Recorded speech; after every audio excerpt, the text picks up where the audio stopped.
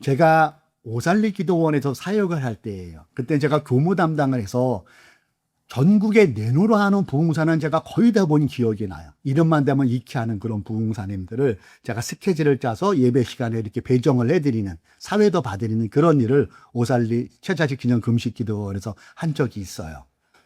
그 당시에 이렇게 보는데 제가 아는 자주 오시는 부흥사님이 있는데, 분명히 내가 그 교회에 갔을 때에 이분이 당시에는 스타렉스 구형 그거를 끌고 다니셨거든요. 몇 번을 봤어요. 근데 기도원에 설교하러 올 때는 그 차를 두고 고급 승용차를 이렇게 끌고 오시더라고요. 몇 차례 그런 일이 있으면서 제가 궁금했어요. 그래서 오늘 식사를 하면서 한번 물어봤습니다. 이 부흥가 목사님한테. 목사님, 제가 저번에 교회 갔을 때 목사님 승합차 끌고 저 태워주셨잖아요. 근데 오늘 왜 또 고급 승용차 타고 기도원에 올라오세요? 그랬더니 이분이 밥을 먹다 말고, 박 목사 그것도 몰라? 내가 승합차 교회차 끌고 오잖아. 은혜를 못 받아 성도들이 나 교회 조그맣게 한다고 무시하는 것 같은데 은혜가 안 돼. 근데 내가 저 사실 함부로 산 거거든, 승용차. 그거 끌고 뭐 다 오잖아. 표정부터 달라. 내가 설교하면 그냥 먹혀.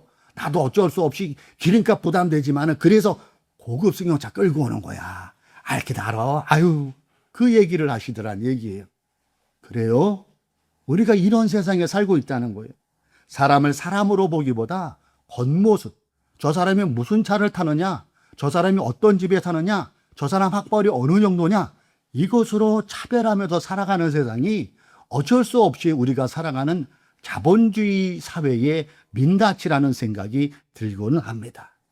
그리고 오늘 본문을 쓴 야고보가 살던 시대에도 대동소이했던 것 같아요. 당시 믿음의 공동체 안에서도 사람을 외모로 보거나 형편으로 또는 돈으로 보고 직업으로 자기에게 유익한가 아닌가를 보고 사람들을 대하는 일이 있었다는 것을 본문 1절은 쓰여지고 있다는 거예요. 본문 1절을 한번 보세요. 내 형제들아, 영광의 주 곧 우리 주 예수 그리스도에 대한 믿음을 너희가 가졌으니, 그러면서 뭐라고 표현합니까? 사람을 차별하여 대하지 말라. 당시 상황 속에서도 초대교회임에도 불구하고 교회 공동체, 신앙의 공동체 안에도 차별이 존재하고 있었다는 것을 우리는 본문을 통하여 얼마든지 생각해 볼 수 있다는 거예요. 그러면서 야고보 사도는 편지에 2절부터 4절까지 보면은 구체적인 예를 들잖아요. 어느 한 사람이 회당에 들어왔는데 금가락지를 끼고 들어왔어. 근데 안내하는 사람이 그 금가락지를 보고 좋은 곳으로 안내하는 거예요. 어르신, 여기 좋은 자리에 앉으십시오. 그렇게 얘기했다는 거죠. 반대로 또 한 사람이 들어왔는데 남름한 허루하는 옷을 입고 들어왔어요. 그랬더니 뭐라고 대답한다고 합니까? 거기 서 있든지 내 발등상 아래 앉으셔. 사람 대우 안 하는 거예요. 여러분 생각해 보세요. 회당에 하나님의 말씀을 들어오는 그 사람에게 그렇게 대했을 때는 그 개인에게는 굉장한 모욕적인 것이죠. 자존심 팍 상하게 하는 발언이었다는 거예요. 이건 단순한 자리 안내를 떠나서 그 사람의 가치를 있는 것 없는 것으로 매기는 차별에서 나온다는 거죠. 돈이 좀 있고 금가락지 끼는 사람들에게는 존중의 모습을 대했지만은 그렇지 않은 사람, 남루한 복장의 그 사람들에게는 무시가 있었다는 거예요. 한쪽에는 환영했지만은 다른 한쪽에는 냉대로 대했다는 것 아니겠어요? 그러면서 야고보는 이 구절을 통하여 묻고 있는 거예요. 너희가 지금 누구를 귀하게 여기고 있느냐? 너희가 지금 누구를 낮게 보고 있느냐?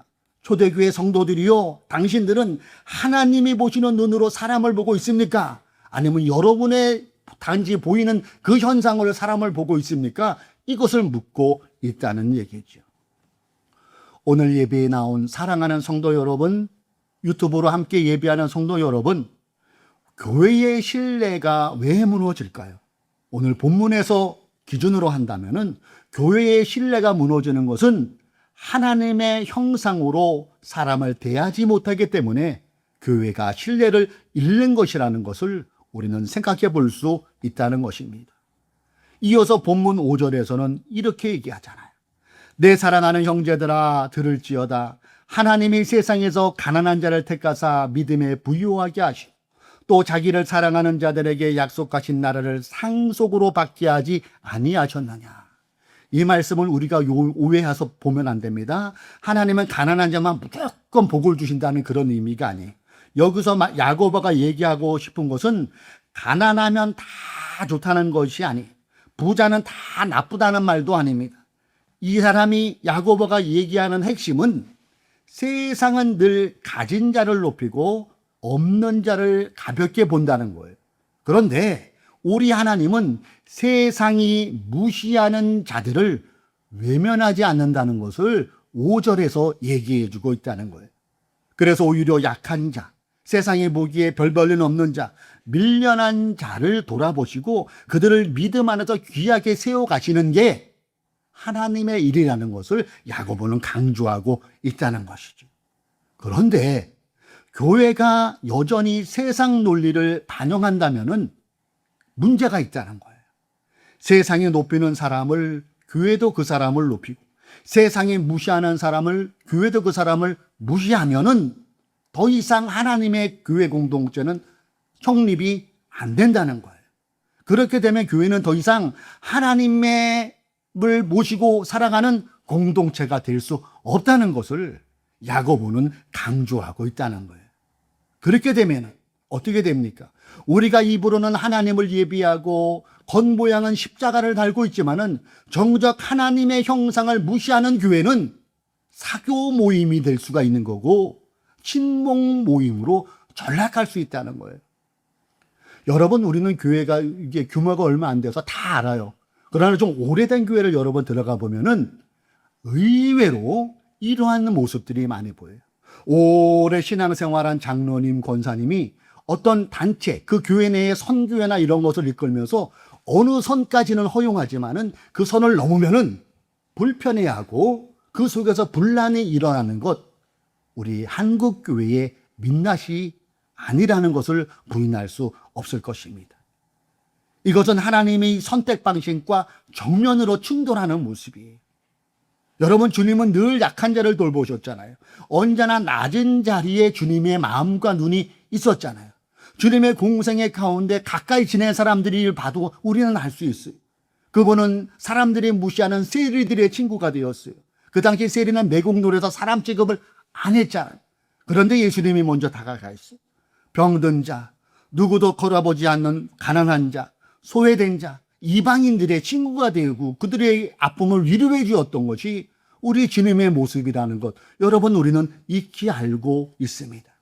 그런데 교회가 이런 사람들을 불편해하고 눈에 띄는 사람만 귀하게 여기고 교회에 도움이 될 만한 헌금 많이 하는 사람만 예우한다면은 하나님의 마음이 어떻겠습니까? 이것은 분명히 하나님의 태도에, 하나님의 마음에 어긋난 것임을 우리는 알 수 있어야 될 것입니다. 그리고 우리는 이 시점에 우리에게 물어봐야 돼요. 나는 지금 누구를 귀하게 여기고 있는가? 나는 어떤 사람 앞에서 웃고 어떤 사람 앞에서는 내 표정이 굳어지는가? 나는 누구에게는 친절하지만 누구에게는 무심하지 않은가? 이런 것을 점검해 볼 수 있는 게 본문이 우리에게 주는 말씀이라는 거예요. 이렇게 신앙 공동체에서의 차별은 다양하게 나타나요. 직업에서 차별로 나타나고요. 저 사람의 대학을 나왔냐, 석사냐, 박사냐, 저 사람의 사회적 지위가 어느 정도냐, 이런 것으로 차별이 일어나요. 성격으로도 차별합니다. 내 마음에 드는 사람과 안 드는 사람으로 차별을 해요. 심지어 이런 차별도 있죠. 저 사람이 내가 보기에 불편해. 교회 왔는데 젊은이가 노랑머리하고 있네. 쟤는 신앙생활이 없어. 아예 단정을 하고 그 청년들을 무시해버리는 거. 이거 차별이 아닐까요? 교회 와서 청년이 밥을 먹는데 밥보다 반찬을 많이 먹어. 얘 이상하네. 이런 일들이 우리 교회도 실제로 이러고 있었어요.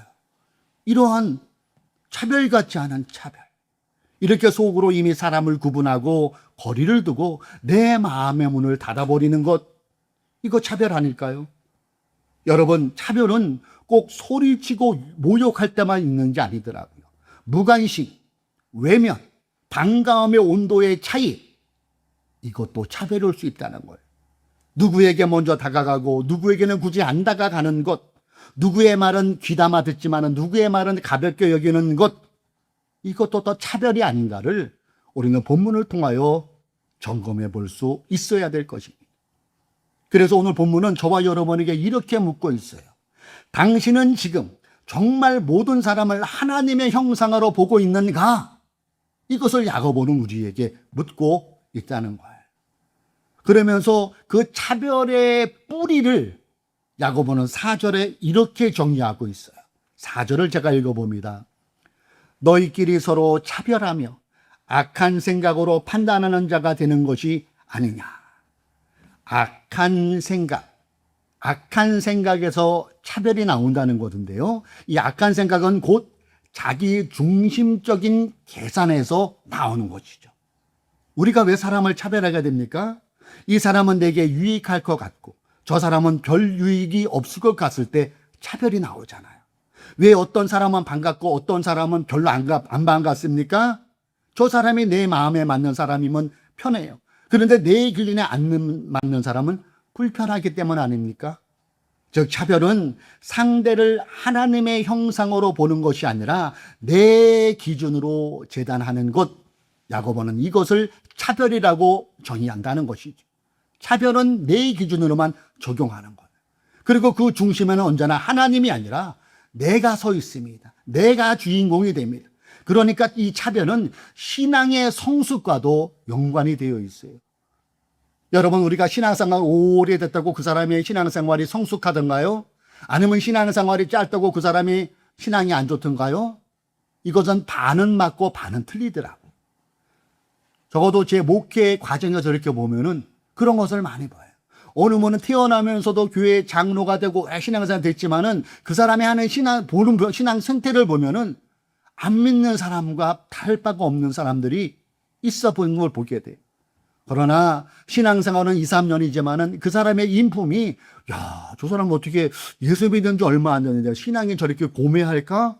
그런 사람을 보면서 마음에 감동을 받은 기억도 납니다. 그래요? 오늘 말씀의 핵심은 이것이에요. 우리가 사람을 차별하는 순간 우리는 이미 하나님의 마음에서 멀어져 버린 거예요. 여러분, 우리가 하나님의 마음에서 멀어진다면 그것이 진정한 신앙생활일까요?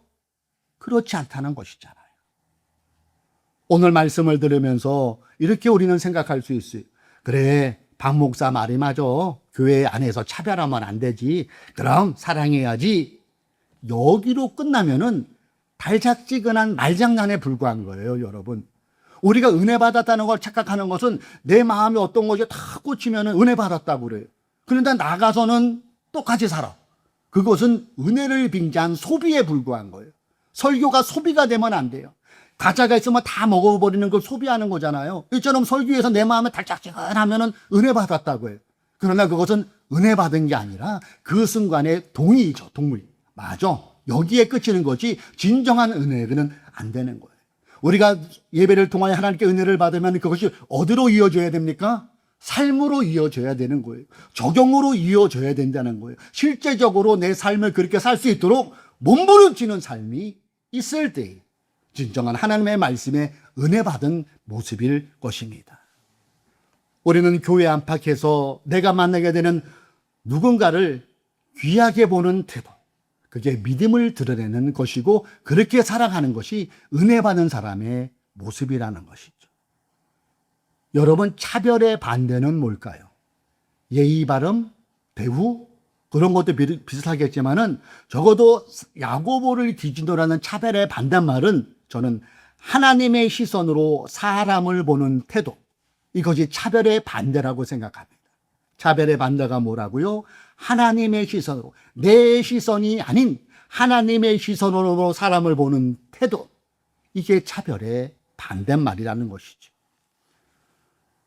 6월 3일이 지방선거가 있지요.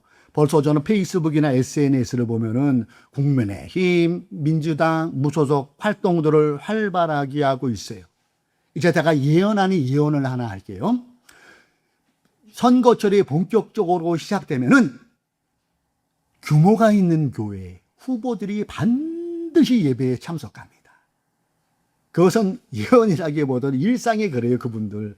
이면 유권자들이 교회 안에 있으니까 가서 인사도 하고 또 자기 표를 얻으려고 호소하는 것, 이것은 나쁜 것은 아니고 또한 선거에 저촉되는 것도 아니지요.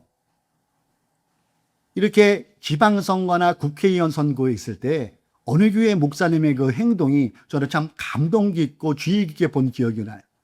이 교회는 지방의 중소도시도 제법 큰 교회 축에 속하는 교회입니다. 그날 이제 지방선거가 있고 그렇게 되니까 후보자들이 많이 왔어요.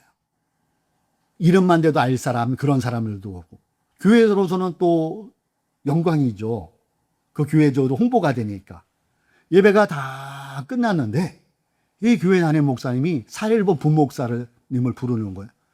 김 목사, 내가 잠깐 5분만 마당에 나가올 테니까 저 후보자들 내 담임 목사님으로 안내해서 잠깐 영접해줘. 그러더니 그 옆에 난 문으로 막 나가니까 사모님도 쪼르르 따라 나오는 거예요. 그래서 뒷마당으로 이렇게 이어져서 딱 나가더니 아유 저보고 가세요. 저보고 가세요 성도님들 그러는 거예요. 근데 그분들이 그날 10여 명이 외국인 노동자를 포함한 서울에서 파견 나온 노동자 분들이 계셨어요. 한 10여 명이 이렇게 보니까 눈에 뜨잖아요. 그분들을 그냥 안 보내는 거예요.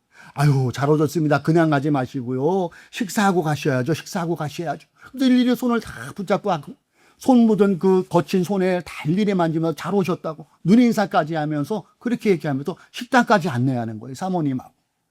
이 10여 명의 노동자들은 생각하기를 그날 후보자들이 왔으니까 그분들하고 안내해 갈 줄 알고 그냥 가버리려고 했는데 이렇게 하는 거 당황도 하면서 감동을 받은 거예요.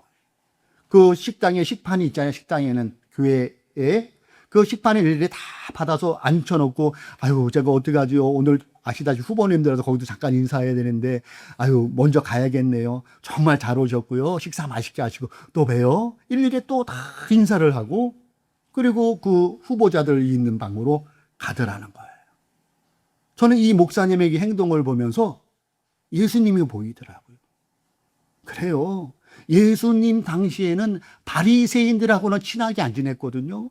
다 허름한 자, 병든 자, 또 고통받는 자, 외면하는 자 그런 자들에게 찾아가서 일일이 그들을 위로하시고 그들의 병도 고치시는 그 주님의 모습이 이 목사님의 마음에서 그 행동에서 보여지더라는 거예요.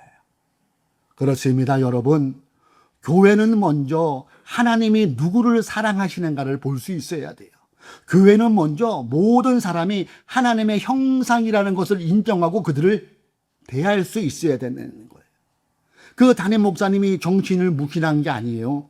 질서를 따라 정중히 맞이했습니다. 그러나 그의 마음과 발걸음은 평범한 사람들, 낮은 자리에 있는 사람들, 쉽게 지나칠 수 있는 사람들에게 그 마음이 있었다는 데에서 감동이 오는 거예요.